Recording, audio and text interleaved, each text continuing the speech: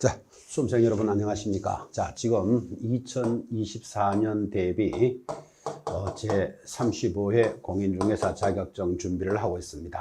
지금 우리가 입문과정이다 이렇게 출발을 하는데, 사실은 많은 여러분 졸업생들에게 들어보시면 아시지만 입문과정부터 충실하게 잘 들으신 분이 합격권에 가장 가깝습니다. 지금 보시다시피 입문서 지금 출발했죠. 그럼 어쨌든 한 번은 잘 들으실 겁니다.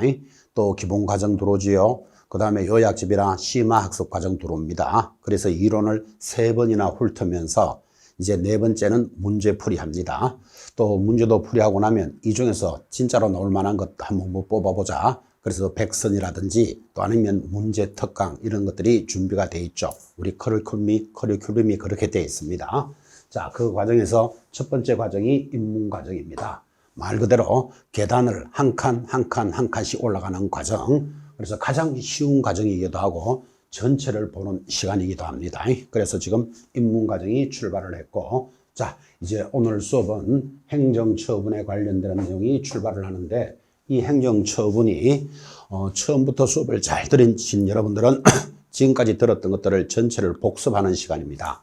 만약에 중간에 들었다면 이 시간은 전체를 다 복습할 수도 있습니다. 그래서 우리 중개사법은 구성이 재밌습니다. 자, 1페이지부터 쭉 출발해서 내용이 출발하고 나면 지금 행정처분에 오면 지금 했던 것들을 총괄하는 단원으로 넘어가고, 전체를 볼 수도 있으며 전체를 복습할 수 있는 단원. 그래서 아주 중요하죠. 문제도 여기서 5, 6문제 정도가 출제가 됩니다. 당연히 지나간 2023년 34회 시험에서도 당연히 출제가 됩니다. 자, 그래서 지금 입문 과정에서 가볍게 여러분들은 보시지만 앞으로 행정처분 하는 글자가 딱 보이시면 옆에다가 자동으로 암기 적으셔야 됩니다. 자, 많은 내용들이 연결이 되지만 이 행정처분을 딱 암기를 하고 나면 여러분들은 우리 과목 공인중개사법에 대해서는 굉장히 눈이 밝아질 겁니다. 그런데 통상적으로 수험생들이 중요하다 하는데 암기를 잘 안 합니다. 왜 잘 안 하는가 하면 보면 대충 알 것 같고 또 찾을 수도 있을 것 같고 대충 설렁설렁 공부하니까 점수도 이제 설렁설렁 가는 겁니다. 그래서 지금은 입문 과정이니까 여러분에게 전체적인 내용을 전달하는 시간이지만, 이제 이게 1번 과정, 2번 과정, 3번 과정으로 접어들면 이거를 암기하는 법, 암기법 이런 것도 나갑니다. 그래서 우리는 통상적으로 암기를 암호문이다 하고 이제 1월달, 지금 이제 막 시작한 11월이죠. 1월달부터는 전체를 한번 듣고 나면 1월달부터는 암기표 제출해 줄 겁니다. 그러면 여러분 암기표를 딱 보고 이제 이 단원으로 연결되면 8번 보세요, 16번 보세요, 15번 보세요 하면서 암기표를 들고 이제 수업이 진행되는데, 1월달부터 10월달 시험 칠 때까지 계속해서 너덜너덜해질 정도로 보게 되겠죠. 그래서 별도로 막 이렇게 빈 종이 놓고 빨간 볼펜 돌려가면서 암기를 하지 않아도 수업만 충실하게 들으시면 자연스럽게 암기하도록 하겠다. 이게 수업 목표입니다. 지금 34회 시험이 진행되었고, 원래 여러분들은 35회인데 여러분들 많은 사이트에서도 확인할 수도 있겠지만 제가 이 수업을 한 지가 20여 년이 지났습니다. 자, 그러니까 공인중개사법에서 그래도 김성수 하면 수업이 재밌다, 잘한다, 괜찮다, 또는 시험에 합격하는데 도움이 되었다라는 인사도 많이 들었습니다. 잘 안 갔지만 역으로 말하면 합격하지 않은 분들은 당연히 인사 안 했겠죠. 자, 그러면 여러분들에게 인사를 듣고 싶어서라도 더 열심히 진행을 하고자 합니다. 입문 과정은 계단을 밟아 오듯이 한 칸 한 칸 가는 단원이니까 이 단원부터 여러분들은 잘 보셔야 됩니다. 지금 그 이야기를 길게 한 겁니다. 자, 그렇게 해서 이제 수업에 임하면 행정처분은 암기해야 됩니다 했는데, 그러면 행정처분이 무슨 뜻인지를 알아야 되겠죠. 이 앞부분에서 살짝, 그러니까 지난주 마지막 시간에 행정처분에 대해서 정리를 했지만 가볍게 확인을 한다면 행정처분이 무엇입니까 하면, 자, 행정처분만 딱 들으면 여러분들은 정지나 취소를 행정처분이란다. 이 글자가 연결이 되어 있어야 그 다음부터 이야기가 시작이 됩니다. 이 단순한 내용을 연결을 안 합니다. 그래서 예를 들어서 현업에 계시는 분들에게 무엇을 위반했어. 그걸 위반해가지고 행정처분 나왔습니까? 또는 행정처분이 어떻게 되었습니까? 이렇게 행정처분이라는 단어를 내용을 이야기하는데 이게 뭔지를 모릅니다. 행정처분이. 그러니까 1년 이상 공부하신 여러분들이 또는 시험에 합격했던 여러분들이 행정처분을 배울 때는 잘 들어놓고는 현실적으로 연결이 안 된다니까, 그죠? 그래서 이제 이게 공부를 할 때마다 헷갈린다, 어렵다, 뭐 암기가 어렵다, 뭐 이런 등등의 이야기를 하는데 지금 여러분들은 뭐부터 해야 된다? 행정처분 하면 자동으로 뭐라고요? 정지나 취소. 시험 치는 날까지 익히셔야 됩니다, 이게. 자, 그때 그러면 정지가 뭐냐 하면 무슨 행위를 위반을 했겠죠. 무슨 행위를 위반하니까 감독기관에서 그 위반한 사실에 대해서 계속 위반하세요. 그럴 수는 없는 거잖아, 지금, 그죠? 그래서 업무를 정지시킵니다. 이 업무 정지를 우리는 예전에는 영업정지 그런 말을 했겠죠. 또는 공인중개사 자격을 정지시킵니다. 그래서 정지에 해당되는 건 두 개입니다.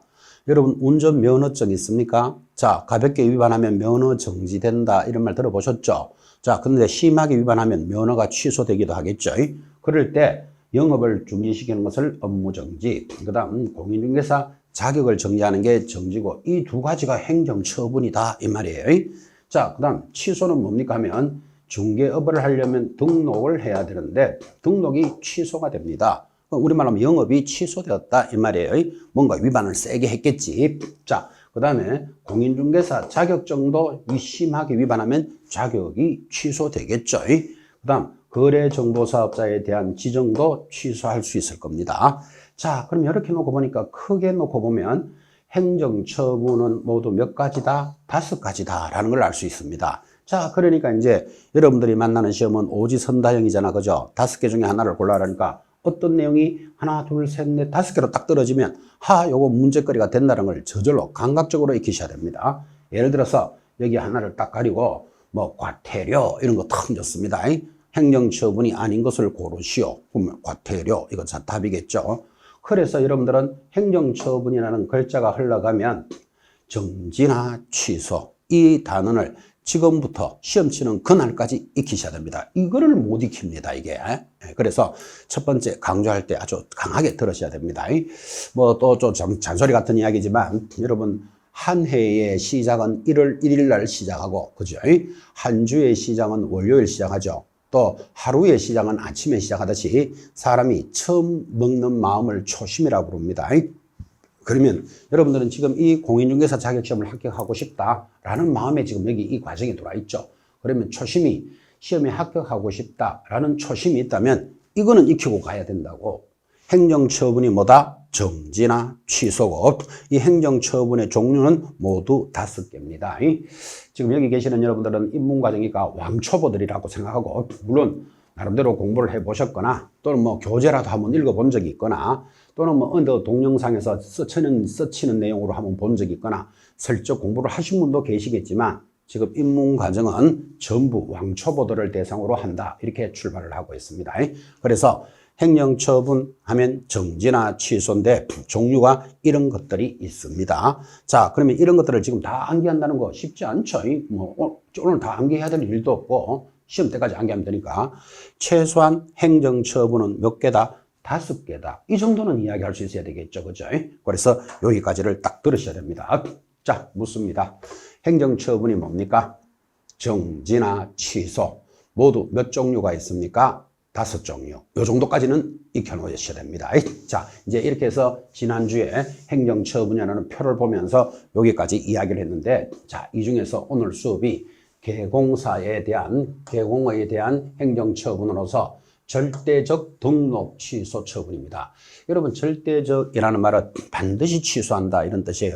그래서 그거를 다른 말로는 필요적 취소다 또는 기속적 취소다 이렇게 표현하기도 합니다. 출제위원회에 따라서는 절대적 취소 사유 또는 뭐 기속적 사유 또는 필요적 사유 이렇게 말하니까 이 세 마디가 같은 건데 그 뜻은 취소를 하여야 한다라는 뜻이에요. 그러니까 취소할 수 있다 그러면 틀리죠.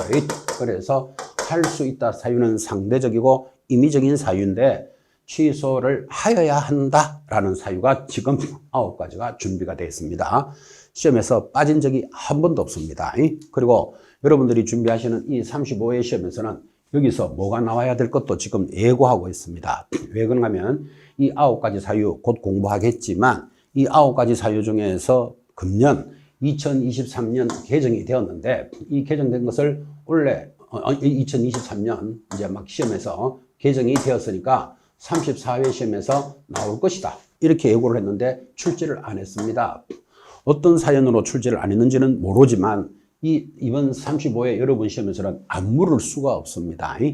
이 행정처분 중에서 그래도 제일 중요하니까 1번에 개공사회 등록 취소를 걸었다는 뜻은 어떤 주제 하에 그래도 중요한 것 1번이 제일 중요한 겁니다. 행정처분이라는 주제 하에 뭐가 쭉 내려가겠지만 그래도 제일 중요하니까 1번에 걸었을 거 아니에요. 그죠? 이렇게 이제 수업을 감각적으로 들으시면요. 타 과목들, 민법이든 개론이든 공법이든 어떤 주제 밑에 첫 번째 탁 들어오는 단원이 그래도 중요하니까 1번에 걸었다는 것도 의식을 할 겁니다. 이런 것들이 잘 이렇게 이해가 되는 분들이 학습 점수가 좋습니다. 어차피 수험생이라는 건 그렇잖아요. 똑같은 내용을 같이 전달받았는데 합격하시는 분도 있고 합격이 안 되는 분도 있죠. 이유가 있겠죠. 공부를 열심히 안 했다, 암기를 안 했다, 등등등등의 이유가 있겠죠. 그런데 가장 중요한 거, 이런 감각입니다. 어떤 주제 밑에 첫 번째 것을 유심히 잘 봐야 된다. 그죠? 그래서 강조를 하고 있습니다. 자, 그러면 행정처분이 5개 있는 것 중에서 그래도 제일 중요한 게 등록의 취소다. 이렇게 출발했고, 반드시 취소하는 것을 절대적 취소 사유라고 한다 그랬죠. 할 수 있다. 그러면 임의적 취소예요. 자, 그러면 9가지가 되니까 문제 내는 방법이 딱 정해져 있겠죠. 하나, 둘, 셋, 4개 놓고 다른 놈 하나 딱 와서 절대적 취소 아닌 것을 고르시오. 그렇게밖에 문제 못 내겠죠. 반대로 할 수는 있습니다. 여기 있는 거 하나만 딱 빼고 다른 놈들을 4개 갖다 놓고 자, 여기서 절대적 취소를 찾으시오. 이렇게 나올 수밖에 없죠. 그리고 시험에서도 가장 많이 나오는 부분이다. 그랬으니까 오늘 여러분들은 절대적 취소 제목 정도는 좀 알아야 되겠다. 이렇게 스스로 욕심을 한번 내보시면서 자, 절대적 취소되는 사유 첫 번째, 개공사가 사망을 하거나 법인이 해산을 하면 절대적 취소입니다. 제가 동그라미 해드렸지만 상식이죠. 개공사가 중개업을 하다가 사망했습니다. 더 이상 영업 못한다는 데 대해서 동의합니까? 그래서 절대적 취소고. 자, 개인이 죽으면 사망이에요. 그래서 법인이 죽으면 해산이니까 앞으로 여러분들은 어떤 단원을 보면 사망, 해산은 딱 붙어가 다녀요. 개인이 죽으면 사망, 법인이 죽으면 해산이니까. 법인이라는 인간도 우리 법적으로는 정해져 있습니다. 민법에서 많이 배울 겁니다. 자, 어쨌든 사망하거나 해산하면 절대적 취소다. 동의하시겠죠? 자, 두 번째, 거짓, 부정한 방법으로 등록을 했답니다. 예를 들면 다른 사람 자격증을 자기 이름을 딱 붙여가 등록을 해놨어. 그러면 이게 부정하게 등록한 거잖아. 그죠? 이거 영업을 하도록 놔둬야 되겠습니까? 취소시켜야 되겠습니까? 취소하여야 한다는 사유입니다. 그래서 거짓, 부정한 방법이니까 우리는 거짓을 다른 말로 허위다. 이렇게 해도 같은 말이죠. 그래서 여러분들은 허위, 거짓, 부정한 방법으로 등록을 하면 절대적 취소입니다. 3번. 자, 결격 사유에 해당되면 절대적 취소인데 결격 사유도 앞에서 살짝 수업은 지나갔지만 중개업을 할 수 없는 사유를 결격 사유라고 합니다. 자, 다시 묻습니다. 결격 사유가 뭐라고요? 중개업을 할 수 없는 사유. 대표적으로 어떤 거였는가 하면 미성년자, 하늘 보고 한 시간씩 웃는 피한정 후견인, 피성년 후견인, 파산자 이런 것들을 공부한 적이 있고 지금 다 암기 안 하셔도 됩니다. 이런 것들이 중개업을 못하는 자들이다. 그렇죠? 여러분 미성년자가 10살짜리가 시험 칠 수는 있다 그랬죠. 그럼 시험 쳐가지고 합격을 했어. 그러면 10살짜리가 시험에 합격했다고 중개업을 딱 차려놓고 여러분에게 15개 하나 사시겠습니까? 이게 지금 그림이 안 나오잖아, 지금, 그죠? 그래서 이런 미성년자 등은 자격증이 있다 하더라도 중개업을 못하는 사유, 결격 사유다, 이렇게 말합니다. 자, 그래서 결격 사유에 해당되면 당연히 중개업을 못하니까 절대적 취소입니다. 자, 4번. 이중으로 중개사무소를 등록했답니다. 이중으로 사무소 등록이라는 표현 바로 이해되죠? 크게 설명하면 수원에서 등록한 자가 서울 종로에 가서 또 등록을 합니다. 여기 등록해놓고 또 등록한 자, 우리는 이를 뭐라 부른다? 이중 등록. 적발되면 바로 취소입니다. 벌써 이중 하니까 벌써 위반하는 냄새가 좀 싹 나죠. 그래서 이중 등록 절대적 취소. 5번째, 다른 사람에게 자기 성명이나 상호를 사용하여 업무를 하게 하거나 사무소 등록증을 등록하려면 영업허가증이 등록증이라 그랬죠. 등록증을 다른 사람에게 뭐 양도나 대여를 하면 절대적 취소입니다. 상식입니다. 여러분 모든 자격증이 있는 곳에는 양도 대여라는 단어가 있습니다. 뭐 약사 자격증 빌려서 한다 뭐 이런 거 있죠. 법무사 자격증도 빌려서 한다. 공인중개사 자격증도 빌려서 한다라는 소리를 들어본 적이 있을 겁니다. 그러면 빌려서 한다 이 말은 누군가 빌려줬으니까 빌려서 하겠지. 그래서 우리 법은 다른 사람에게 그런 등록증을 양도나 대여하면 절대적 취소입니다. 상식이죠 사실은.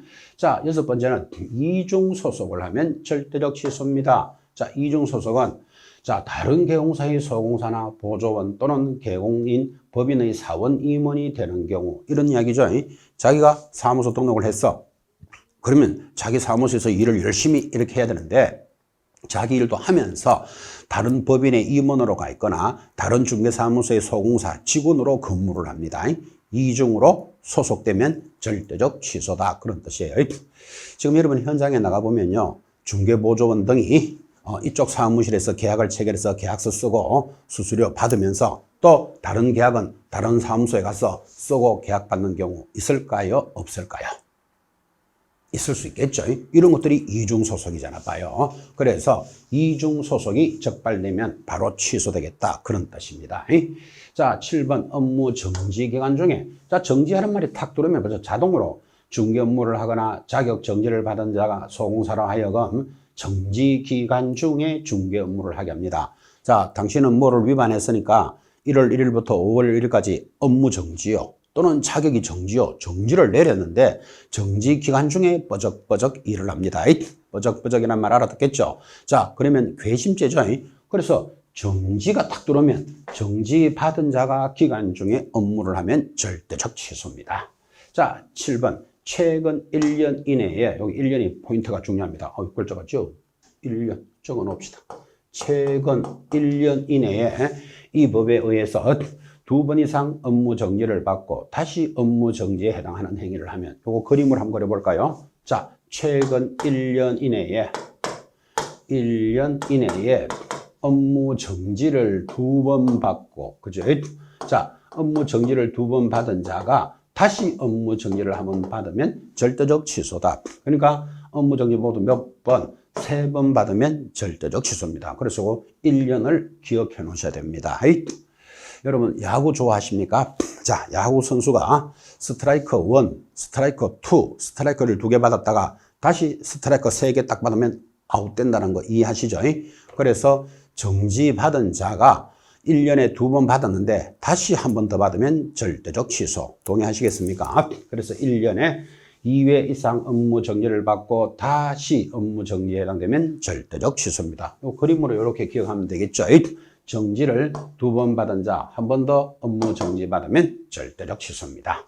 자, 가장 중요한 게 9번입니다. 2번, 원래 2023년도에 도입이 되면서 급하게 법이 개정됐는데 이게 올해 시험에 안 나왔습니다. 그래서 지금 이 23년도 개업되고 올해 시험에서 나올 거라고 봤는데 올해 안 나왔다니까요. 자, 원래 안 나왔다라는 사실은 여러분에게는 좋은 거다, 나쁜 거다? 절대적으로 좋은 거죠. 내년에는 안 물을 수가 없습니다.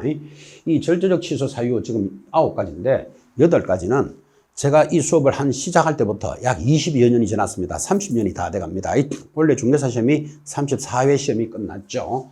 34회 시험이 끝나고 여러분들은 35회 대비생들인데 30여 년 동안 절대적 취소가 8가지로 고정돼 있었고 이것들이 매번 시험에 나왔는데 지금 9번이 도입이 됐다니까요. 그래서 이제 9가지가 된 거예요.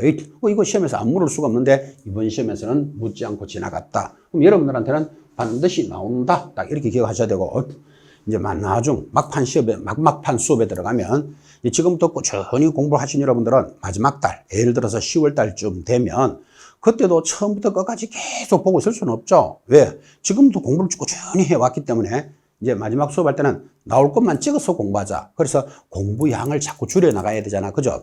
그럴 때 이 9번 이거 하나만 딱 기억하시더라도 이 8가지를 다 알았는 거하고 똑같아지는 거예요.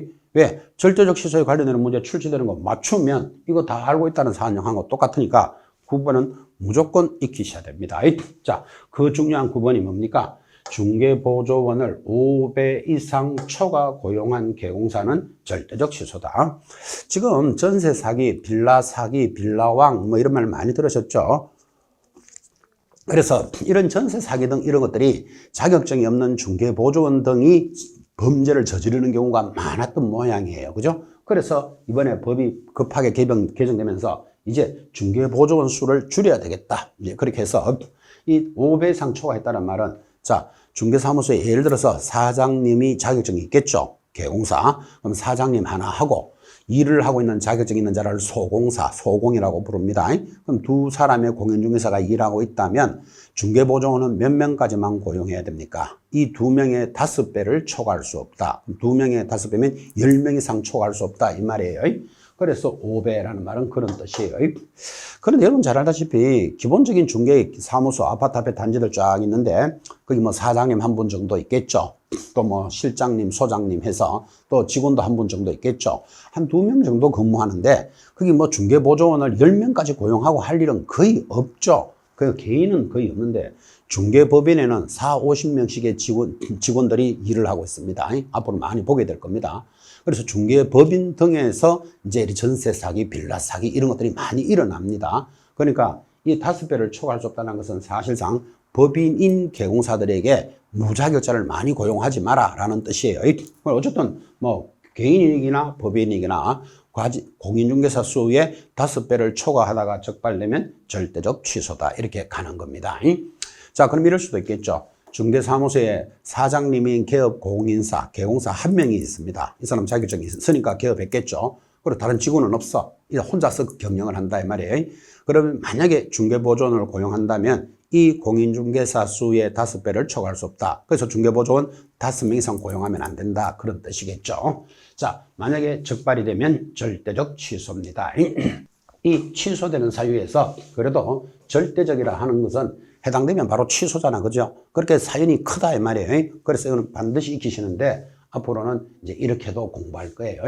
앞으로 절대적 취소가 무엇입니까? 하면 결사, 허리, 사양, 일정, 이오 이렇게 노래를 부를 겁니다.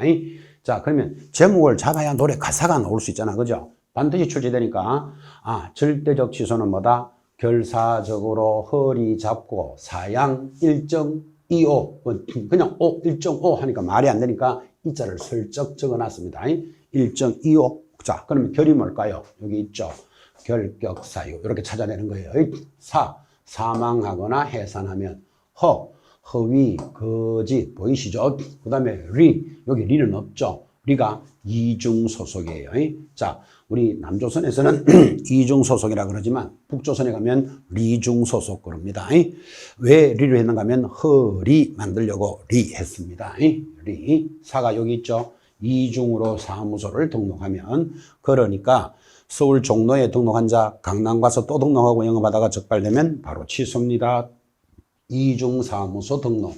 양은 뭐였지요? 여기 보이나요? 양도나 대여하면 절대적 취소입니다. 이런요. 최근 1년 이내에 업무 정지를 2번 받은 자 다시 한 번 더 받으면 절대적 취소죠. 정은요. 여기 정지에 동그라미 했죠. 자, 정지 받은 자 뻐적뻐적 일하면 괘씸죄입니다. 그래서 정지 받은 자 일하다가 적발되면 바로 취소인데 이번에 도입이 되는 게 1.25. 5가 뭐죠? 중개보조원을 5배 이상 초과 고용하면 절대적 취소다. 그러니까 여러분들 시험에서 만약에 다음 주 내용 중에서 절대적 취소를 찾으시오 하거나 아니면 절대적 취소가 아닌 것을 찾으시오 하거나 여기 위에다가 뭐 적어놓고 결사, 허리, 사양, 일정 적어놓고 천천히 해당 내용을 찾아갑니다. 우리 공인중개사법은 40문항이 출제되는데 주어진 시간은 50분입니다. 거기다가 이 2차 과목 중에서 공인중개사법과 부동산 공법을 같이 시험 칩니다. 그러면 중개사법 40문항, 공법 40문항, 시간은 얼마? 50분이니까 100분을 주죠. 자, 원래 1분당 한 문제씩 풀어야 되는데 이제 한 10년 전에 마킹할 시간을 줘야 되지 않느냐 해서 40문제가 40분에서 50분으로 늘어났습니다. 그 마킹할 시간을 10분 주니까. 그럼 100분이면 여러분 자그마치 1시간 40분 동안의 문제를 푸는데 우리 중개사법 이 과목을 시험 칠 때 절대로 시간이 모자라지 않습니다. 왜 모자라지 않는가 하면 부동산 공법 앞으로 공부해 보시면 알지만 범위가 워낙 크니까 이거는 다 알고 찍지 않습니다. 다 알고 공부하지 않습니다. 어차피 공법은 꽈락만 점수를 넘어서고 나머지 모자라는 점수를 중개법에서 보태서 합격하자. 이게 모든 전국의 수험생들의 전략이니까 공법은 그 많은 내용 중에서 집중적으로 나올 거 탁탁탁탁탁 공부합니다. 그리고 나머지들은 사실상 찍어야 됩니다. 그래서 시간이 굉장히 여유 있습니다. 하나하나를 다 해결하면서 풀지 않으니까 앞으로 경험을 하게 될 겁니다. 자, 그러면 여유가 많은 이 중개법 시간을 이 공법까지 오니까 찬찬히 풀어나가는 거예요. 절대적 시소는 뭐라고 적으라고요? 결사, 허리, 사양, 일정이오 적어놓고 해당되는 걸 찾아가는데, 자, 암기하기 좀 좋게 앞으로 여러분들은 절대적으로 취소시키러 오면 취소시키시오 이러고 있으면 안 되겠죠. 여러분이 자격증 따가지고 중개사무소 몇 천만 원 주고 빌려가지고 컴퓨터, 집기, 집 비품 돌려놓고 월세 내면서 영업을 하고 있는데 이 8가지에 해당되면 절대적으로 취소가 탁 돼버리면 영업이 취소됐다는 말은 3년 동안 영업을 못합니다. 그러면 취소됐다는 말은 영업이 망합니다. 이 말하고도 같은 말이잖아. 그죠? 그런데 절대적 취소시켜놓는데 취소시키시오 하고 있으면 안 되고 어떻게 해야 되는가 하면 결사적으로 이제 제목 기억합니다. 결사적으로 어디 잡고 허리를 잡고 사양 일정이오를 줘야 돼. 그때 사양 일정할 때 사양은 우황청심환 만들 때 들어가는 사양, 우황, 좋은 약의 이름입니다. 믿거나 말거나. 그래서 절대적으로 취소시키려 오면 어떻게 한다? 결사적으로 허리 잡고 사양 일정이요. 이게 절대적 취소를 막아야 된다. 이런 뜻이겠죠. 좀 문화적 기질이 있는 사람은 좀 붙여도 되겠죠. 자, 절대적 취소는 울며 불며 이거 넣어도 돼. 울며 불며 어떻게 하라고요? 결사적으로 허리를 잡고 사양 일정이오를 줘서 절대적 취소를 막아야 되겠구나 하면 제목 정도는 기억하기가 편하시겠죠. 자, 절대적 취소시키려면 어떻게 해야 된다고요? 결사적으로 어디 잡고 허리만 잡아야 돼요. 따로 다른 데 잡으면 안 돼요. 허리 잡고 사양 일정이오. 이게 절대적 취소입니다. 절대적으로 시험에 나옵니다. 그래서 이제 입문 과정에서 내용 천천히 들으셨고 지금은 제목 정도만 알아도 이뻐 죽겠다 이런 뜻입니다. 제목 암기하는데 뭐 그렇게 어렵지 않죠. 자, 한 번 더 합시다. 절대적으로 취소시키려 오면 어떻게 해야 됩니까? 결사적으로 어디 잡고 허리 잡고 사양 일정이요 해놓고 이제 제목이 잡혀 있으면 천천히 내용을 따라가는 시간입니다. 자, 절대적 취소는 지금 굉장히 강조했습니다. 법이 개정된 사항도 있고 어차피 절대적 취소가 시험에서 가장 많이 나옵니다. 그래서 암기표도 한번 기억해보는 시간이었습니다. 자, 그러면 이제 절대적 취소가 지나갔으면 바로 이어지는 단원이 상대적 취소가 딱 따라오겠죠. 자, 그래서 2번 절대적 취소가 해당되면 바로 취소가 되는 사유라면 지금부터는 상대적인 등록 취소, 다른 말로는 임의적 재량 취소다 이렇게도 표현합니다. 뜻은 취소를 할 수 있다라는 뜻이에요. 그래서 취소할 수 있다는 사유 모두 몇 개? 11가지가 도입이 되어 있습니다.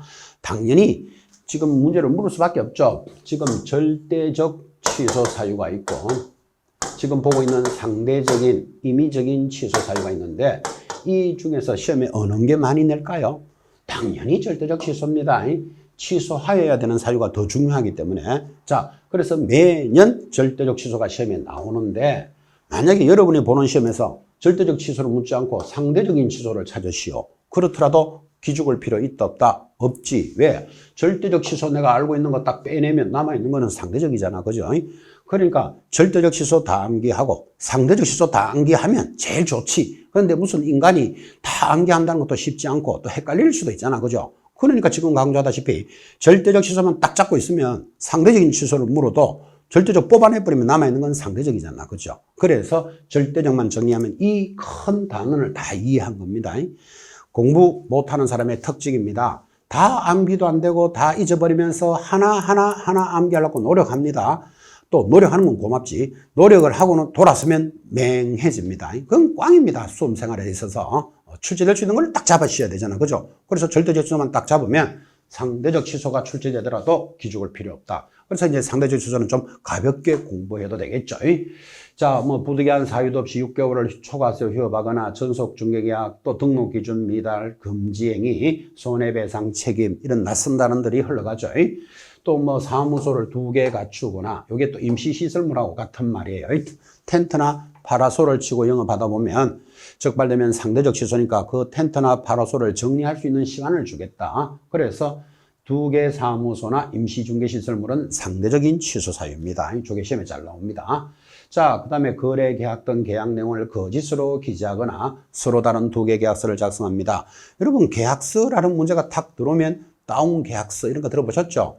1억짜리 계약서를 하나 만들어 놓고는 8천만 원짜리 하나 더 만드는 게 다운 계약서잖아. 그죠? 이거를 거짓 기재라 그럽니다. 아니면 하나의 계약에 2개 이상 작성한 거잖아. 그죠? 이렇게 하다가 적발이 되면 상대적 취소입니다. 자, 법인인 경우서는 겸업 가능 범위. 법인은 해야 될 업무가 정해져 있습니다. 그거 위반하면 상대적 취소다. 자, 10번은 최근 1년 이내에 이 법에 따라 3번 업무정지나 과태료를 받고 다시 업무정지나 과태료에 해당되면 상대적 취소입니다. 뭐 이런 그림이겠죠. 자, 최근 1년 이내에 업무정지를 2번 받고 정지하면 더 받아버리면 절대적 취소라는 거 들으셨잖아. 그죠? 근데 이거를 과태료를 받았대. 자, 그러면 최근 1년 이내에 업무정지나 과태료를 3번 받은 거예요. 이렇게만 받아도 아직 끄떡도 없어. 다시 한 번 더 정지나 과태료를 받으면 상대적 취소다. 지금 이 말을 한 거예요. 그러니까 시험 질문에서 이렇게 물을 수 있겠죠. 업무정지, 과태료 받은 자가 과태료 받으면 뭐겠습니까? 이렇게 묻는다고. 그러면 여러분들은 상대적 취소 이렇게 대답하면 되겠지. 자, 그런데 이럴 수도 있죠. 업무정지, 과태료 받은 자가 다시 정지를 받으면요. 아, 요래 되면 정지가 몇 번이 보인다? 3번이 보이잖아. 그죠? 아, 요건 아까 보셨잖아. 절대적 스트라이크 3개 받으면 취소라고. 이거는 고민할 필요 없죠. 정지가 아무리 말이 많이 흘러가도 2번밖에 안 보이면 상대적 취소.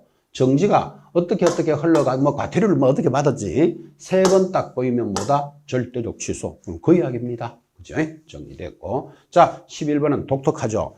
독점규제와 공정거래법을 위반하여 최근 2년 이내에 2번 제재를 받으면, 그래서 공정거래법 위반은 우리 공인중개사법은 아니잖아. 그죠? 그래서 공정거래법이 이런 거겠죠. 담합을 하는 거예요. 우리 회원끼리만 영업을 하자. 우리 회원끼리만 부동산 공동중개하자. 특히 수도권에 많습니다. 제가 특정한 지역, 뭐 평촌, 뭐 일산, 파주, 뭐 이렇게 이야기하면 좀 문제가 될 수 있으니까 수도권에 특정한 지역에는 우리끼리만 공동중개하자. 그래서 앞으로 여러분들 중개사무소 앞에 가보면 회원업소 이런 거 딱지 붙여놓는 거 볼 때도 있습니다. 회원업소라는 말은 어떤 회원에 가입이 되어 있는 거예요. 자, 그럼 이런 거겠지. 만약에 여러분이 같이 공부하시면서 이제 졸업생들이 동기생이잖아요. 그 동기생끼리 한 달에 회비를 10,000원씩 내고 2달에 한 번씩 만나가 저녁 회식하자. 이거 위반 아니죠. 우리는 이걸 뭐라 그런다? 친목 활동이잖아. 그죠? 그래서 2달에 한 번씩 만나가지고 뭐 저녁도 먹고 또 그동안에 돌아가는 부동산 시장에 대한 의견도 교류하고 당연히 해도 되죠. 이것들은 친목 활동인데 요 친목 활동이 진해지면 강해지면 이렇게 되는 거예요. 우리 회원끼리만 공동중개하자. 그래서 이것을 공동중개를 우리 회원끼리만 하는 것을 공정거래법 위반입니다. 아니 이게 왜 위반이 될까요? 하면 자 가만히 한번 생각해 보십시오. 어떤 물건이 하나 있는데 우리끼리만 공동중개하니까 예를 들어서 이게 5억에 팔려고 나왔어. 그럼 우리 회원들끼리는 야 이거 무조건 니도 나도 전부 5억 1,000으로 이야기하자. 뭐 이럴 수 있잖아. 이제 친목회니까. 만약에 5억 1,000으로 팔기로 했는데 이 약속을 어기고 먼저 계약하고자 하는 욕심에 5억에 내가 사주겠어. 만약에 이렇게 들어오면 이 사람은 자기는 계약을 하지만 다른 사람들은 계약을 못 하잖아. 그죠?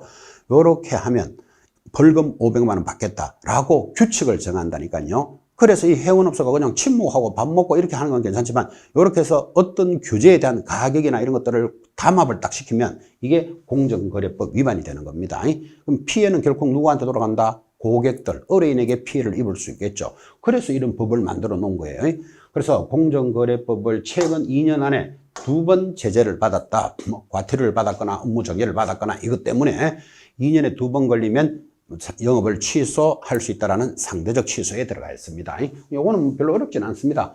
공정거래법은 중개사법이 아니잖아요. 독특하게 2년에 2번 제재를 받으면 상대적 취소인데, 여담으로 이야기합니다. 제가 잘 아는 어떤 지역에 우리 졸업생들은 그죠, 단합이 얼마나 잘 되는지 구체적으로 해드릴 수는 없죠. 위반하고 있는 거니까. 한 15명 정도의 회원이 탁 모입니다. 그리고 회장님도 있고 총무도 있고 부회장도 있겠죠. 자, 그래서 한 달에 한 번씩 만나서 회식하고 부동산 정보 교류를 하자 하는데, 얼마나 단합이 잘 되는가 하면 이 15명 중에 누가 가져와도 10억짜리 상가를 7억에 물건이 매물을 나온 걸 가져올 수가 있습니다. 그럴 수 있겠죠. 15명이 일을 하다 보니까. 그러면요, 7억 정도 물건을 어느 개인이 함부로 탁 사기가 쉽지가 않잖아, 사실은. 그죠? 17억이라고 할까요? 17억짜리 물건을 혼자서 탁 잡기가 쉽지 않잖아. 그죠? 그런데 이 20억짜리인데 17억에 팔아달래 라는 물건이 탁 들어오면 우리 회원 15명들이 자, 우리 그럼 1억씩만 내자. 그죠? 이렇게 할 수 있겠죠. 해서 그 물건을 우리가 사는 거예요. 사놓고는 이제 15명이 일을 하니까 누가 팔아도 팔아. 20억에 무조건 팔자. 그죠? 20억에 팔면 얼마 남죠? 3억 남잖아요. 그럼 이를 가지고 수익금으로 나누자. 이런 모습이 나올 수 있다고. 지금 이거 위반하고 있다는 느낌 좀 오시는지요? 그래서 이런 것들을 공정거래법 위반이다. 우리끼리만 하자 이거잖아. 그죠? 그래서 공정거래법 위반의 모양이 이렇게 되는데, 제가 아는 그 지역의 졸업생들 단합 정말 잘 됩니다. 돈 될까요? 안 될까요? 돈 됩니다. 15명 정도가 그런 식으로 움직이면 누가 가져와도 물건 가져와. 그 다음 누가 팔아도 팔아. 그죠? 그래서 이제 하니까 모든 그 15명 외에 있는 중개사무소에서 여기 들어오고 싶을까요? 안 들어오고 싶을까요? 들어오고 싶지. 그런데 쉽게 안 들어주겠죠. 입회금 3천만 원이다. 권리금 팔듯이 사고 팝니다. 그럴 수도 있잖아요. 또 여기 있는 회원 중에 어떤 사람은 멀리 서울로 이사 가겠다. 그럴 수도 있으니까 그럼 인원이 하나 빠지잖아. 그럼 누가 대신 들어올 때는 전체 찬성 안 해주면 못 들어온다. 그 지역에서 그래도 일도 좀 하고 깔끔하게 잘 하는 분들만 우리 회원으로 뽑겠다. 15명 전원 찬성 없으면 그 사람 회원으로 할 수 없다. 등등등 이런 규칙을 정한다니까. 그죠? 이런 것들이 이제 공정거래법을 위반하는 모습이다라는 뜻입니다. 이렇게 수업을 듣다 보니까 여러분들은 앞으로 이렇게 단합된 친목회 하나 만들어야 된다, 안 만들어야 된다? 만들어서 영업해야 됩니다. 그 회원들은 이제 권리금 주고 사고 팝니다. 걸리면 어떻게 된다? 상대적인 취소다. 지금 그 이야기 하고 있는 겁니다. 자, 그렇게 해서 공정거래법 위반하는 개념도 한번 들어보시고, 이것들은 상대적인 재량적인 취소 사유였습니다. 절대적 취소에 비해서 좀 가볍게 정리하고 넘어가고 있습니다. 자, 이어지는 단원이 이제 업무정지 사유입니다. 자, 업무정지를 우리는 쉽게 영업정지다 그랬죠. 그래서 좀 전에 행정처분 중에서는 정지나 취소를 행정처분을 하는데, 지금 등록 취소에 대한 두 가지를 공부하신 거예요. 거기서 절대적 취소가 가장 중요했고, 자, 이번에는 정지되는 사유에서 업무정지가 들어오는데, 자, 업무정지는 우리 중개사법에서는 아무리 많아도 6월 이하의 업무정지입니다. 그래서 업무정지는 무조건 6월 이하의 업무정지니까 그냥 말할 때마다 6월의 업무정지 이렇게 부릅니다. 당연히 6월 이하니까.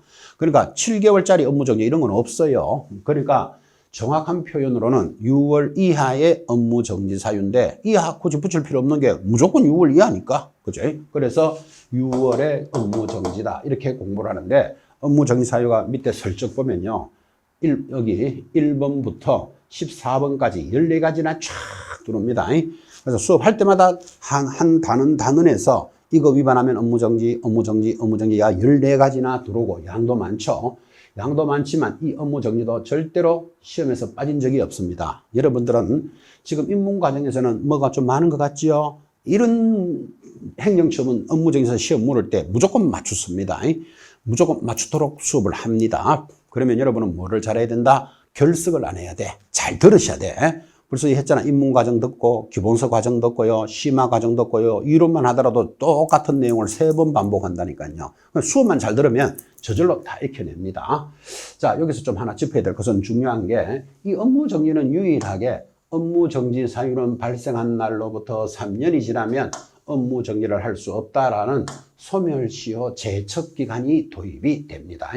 요거 좀 아주 중요한 표현입니다. 이 말이죠. 내가 오늘 중개업을 하다가 뭐를 위반했어. 그러면 이제 업무정지 나오는 사유예요. 그러면 여러분 알다시피 내가 오늘 위반을 하면 업무 정지 나누는 사유인데 내가 위반을 했더라도 오늘 꼭 적발된다 이런 보장은 없잖아. 그죠? 그래서 적발이 안 된 상태에서 얼마가 지나갔다? 3년이 지났다면 굳이 이 업무 정지는 내릴 필요가 없다. 그러면 중개업을 하고 있는 개공 입장에서는 이거 좋은 제도입니까? 나쁜 제도입니까? 좋은 제도죠. 적발이 됐더라도 3년이 지났다면 업무 정지는 굳이 할 필요 없다. 그것을 업무 정지에 대한 뭐라고 부른다? 소멸시효. 다른 말로는 제척기간이다 부릅니다.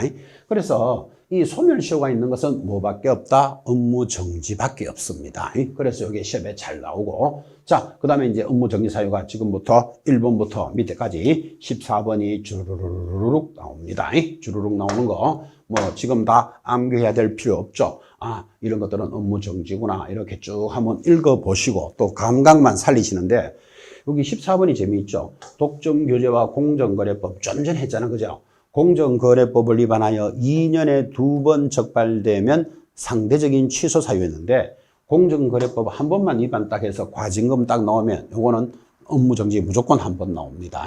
근데 요거 공정거래법 위반하면 과징금이 나오는데 한 번 위반하면 업무정지. 근데 이거를 2년에 2번 걸렸다. 좀 전에 들으셨죠? 상대적인 취소 사유다. 이제 그렇게 전달이 될 겁니다. 14번 정도는 중개사법 위반이 아니고 공정거래법 위반이구나. 한 번 적발되면 과징금 나온다 정도만 익히셔도 되겠습니다. 나머지들 전부 시험 치는 날까지 마르고 닳도록 암기하도록 만듭니다. 여러분 막 볼펜 돌려가면서 암기 안 해도 돼. 수업만 충실히 들으면 계속해서 암기되도록 저절로 만들 겁니다. 자, 그래서 지금까지 무슨 수업을 했습니까? 개공에게, 개공이 중개업을 하는 자인데 이 개공이 받는 것으로서 지금 등록이 취소되는 사유, 또 업무가 정지되는 사유를 공부했는데, 여기 등록 취소는 두 가지가 있었죠. 절대적 취소와 취소할 수 있다라는 상대적인 취소 사유가 있었습니다. 그래서 여러분들은 항상 전달이지만 절대적 취소가 제목이 뭐다? 결사적으로 허리 잡고 사양 일정이요. 그래서 절대적으로 취소시키러 오면 어떻게 해야 된다고요? 결사적으로 허리 잡고 사양 일정을 줘가지고, 일정이 5조, 사양 일정 2호를 줘가지고 절대적 취소를 방지해야 된다. 이것만 알아도 벌써 한 단원의 큰 단원이 끝났습니다. 그래서 개공에 대한 취소나 정지라는 행정처분을 지금 공부한 겁니다.